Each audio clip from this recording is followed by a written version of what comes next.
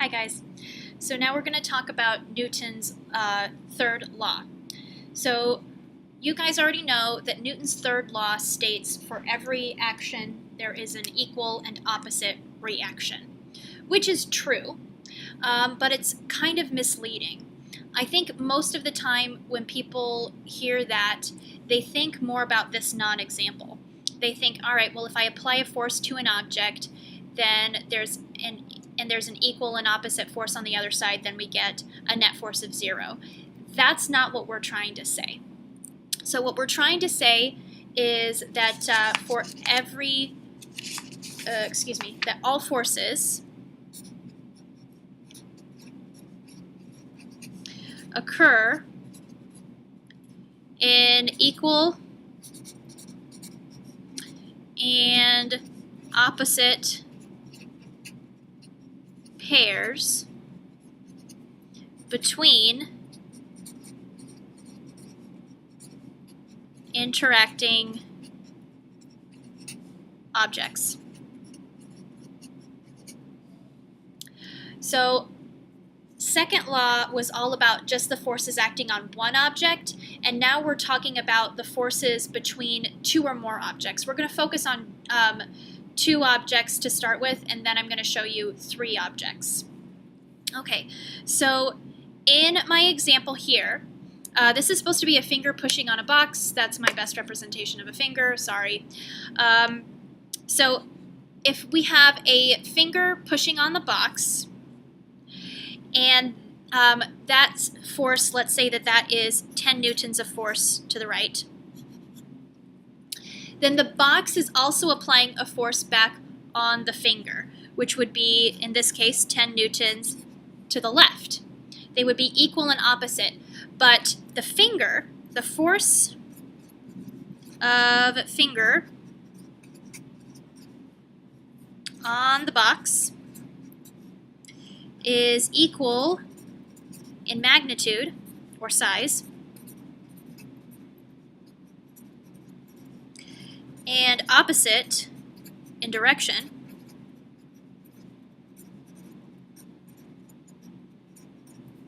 to the force of the box on the finger. So it's not talking about if you have balanced forces canceling each other out, like if this one was 10 newtons and this one was 10 newtons, that they cancel each other out and this would have a net force of 0. That's not what we're talking about, and a lot of people tend to think that that's what this means. So that's not what we're talking about. This is between two different objects. We're talking about the force of object A onto object B being equal and opposite to the force of B on A.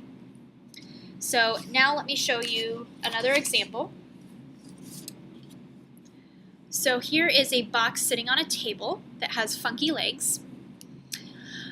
So if we were to apply second law to the box on the table, what we would want to think about are all of the forces acting on the object. We would draw a free body diagram. And so if I drew the forces acting on this object, well, I would know that we've got gravity pulling the object down. I'm going to call that Fg, so that's the box's weight. And then I know that I have the normal force supplied to it, which is the force of the table pushing back up. And for the table, I know that I have Fg, which is the weight of the table. I also have the weight of the box, though, so that also acts down. So I'm going to have force of box pushing down. Both of those forces are pushing down on the table, gravity and this other box. And so then, supporting it, it's going to have a pretty good sized normal force because it has to balance both of these two. Fn, that's going to be supplied by the ground. So in this one, the ground is my normal force, and up here, the table was my normal force. Okay, so there's actually more force acting on the table, which makes sense because it's not just supporting itself, it's supporting the other box, or the box. Now, when I talk about this in terms of third law, when I talk about the force pairs between them, I'm just talking about what's going on between these two. So I know I have the force F box pushing down on the table, and then I have the normal force Fn of the table pushing up on the box. And those would be the force pairs. If I'm talking about third law, it's these forces between the two objects that I care about. I could also expand this and talk about the ground and how the table is acting on the ground and the ground's acting on the table, and that those are equal and opposite, but let's just keep it simple and talk about these two pieces. So if I were to identify those up here, it is this force and this force, these two, that would be considered my force pairs. Okay, now I've got one more example to show you. This time we've got 3 objects, so we're going to do a stack of boxes, A, B, and C. I meant for A to be the largest one and B to be a little smaller, and that's for a later example that we're not going to talk about in this video. So we'll come back to this example. Okay, but let's draw on our forces. We know that for box A, it's sitting on the top, so it doesn't have to support anything but its own weight. So it's going to have, I'll go ahead and switch colors, Fg, so its own weight. And since we've got 3 different objects, I'm going to go ahead and call that Fg A so that I can remind myself this is A's weight. That's all this is. And then I've got a normal force, Fn, and what's supplying the normal force, the support force, to A? Well, A is sitting on top of B, so B is what's supporting that one. So I'm going to go ahead and put B in parentheses here. So I know I've got B pushing up on A, and then gravity pulling down on A. Those are the only forces acting on A. When I get to B, I might switch colors for a second. Well, B has its own weight. It has Fg B, and it also has a support force from C. So C would then be pushing up, but we also have the weight of box A. So if I've got box A, this is going to be just my force of box A, not force applied, but force of box A, pushing down. And then we've got the net force of these two has to be supported by box C, because B is sitting on top of C.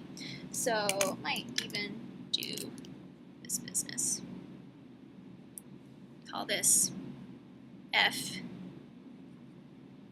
N, normal force on B, which is provided by box C. Is your head spinning yet? Okay. So far, I do have a couple of force pairs. I have my weight pushing down of A. That is pushing down on B. That is going to be the force pair of B pushing up on A. And that also matches right here. So this would be my pair. This is my pair. This, FGA, the weight of A, and the force A here, these are just the same thing. That's the same force. This is just gravity right here, and then this is that same force that's acting on B. Okay, now let's do box C. So for box C, it has its own weight.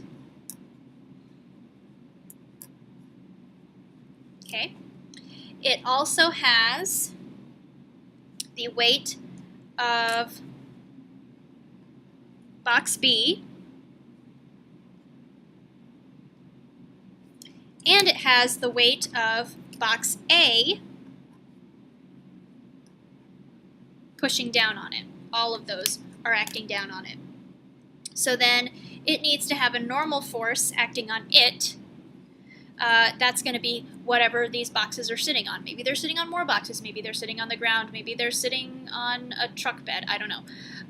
So let's go ahead and give it a normal force. Here's, and that's going to have to be a pretty big one because we're supporting all of these. So forgive the intersection of lines here. So this is the net force acting on C. Let's just go ahead and call it the ground that is supporting C. Okay, so we've already identified one force pair, and that is that A acting downward on B is equal to B acting up on A. So that means that in this pair, we have A and B both acting down on C. This is going to balance the force of C pushing up on B. Okay, so let me just write out what these force pairs are. What are these force pairs here? Just use this.